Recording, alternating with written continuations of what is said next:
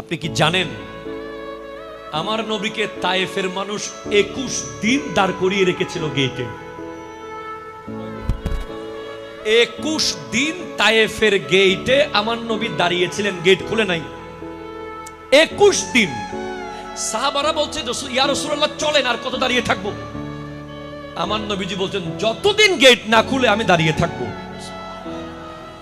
Gate খুলবে, ইসলামের দাওয়াত দেব, তারপর যাব।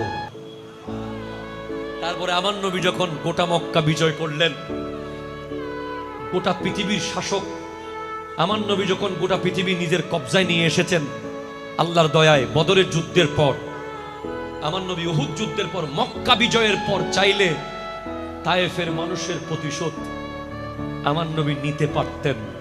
শুধু 21 দিন দাঁড় করিয়ে রাখে নাই, নবীজির দিকে পাগলা কুকুর লেলিয়ে দিয়েছিল।